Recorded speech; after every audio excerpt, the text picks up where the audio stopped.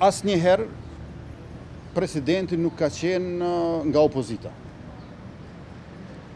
Pra në atë kohë ne patëm garuar paraprakisht me zotimin që subjekti fitues, që masnej dolit ishte vetëvendosur siç edhe pritej, do ta ketë kryeministrin, po njëkohësisht që numri 2 në listën tonë do të bëhej presidente përkatësisht zonja Vjosa Osmani.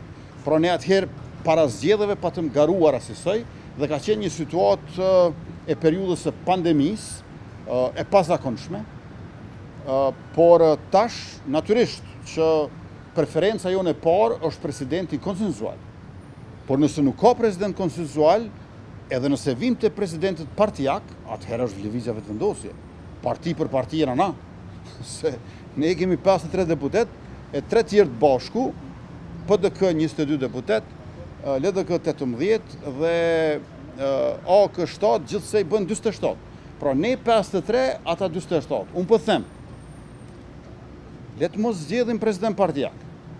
Letë shkojmë me një figurë akademike, profesionistë të dëshmuar, me vlera, me kontribute, me merita shoqërore e kombëtare në vendin tonë. Unë besoj që ka 10 të tillë së paku. Një dyzinë sosh, unë mund t'ua përmend edhe sot këtu, mirë po nuk e bëj dot sepse menjëherë etiketohen se i përmendi kryeministri Kurti. Pra ka shumë njerëz në shoqërinë tonë që do të mund të ishin president konsensual, shprehje e unitetit të popullit.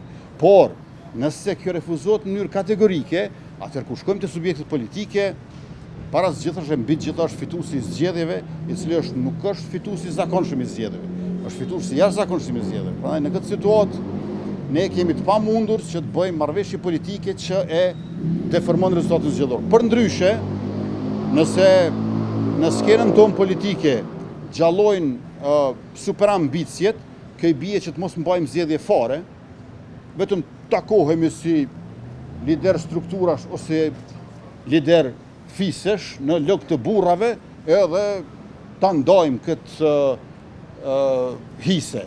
Domethënë, ajo për mua nuk është në rregull, ajo është situatë jo demokratike. Edhe ju e dini shumë mirë se unë bëj çmos me takime, me gatishmëri, me interesim, me vullnet për marrëveshje.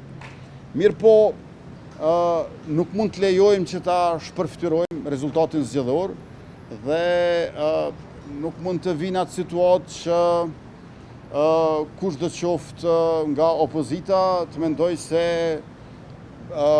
meqense mund të përdoret ky çelësi shndruar në kleçk prej 80 deputetëve në bazë të një aktgjykimi të para 15 vjetëve, atëherë mund ta detyrojmë vetëvendosjen të vihet në pozitë thuajse nuk fitoj në zgjedhje.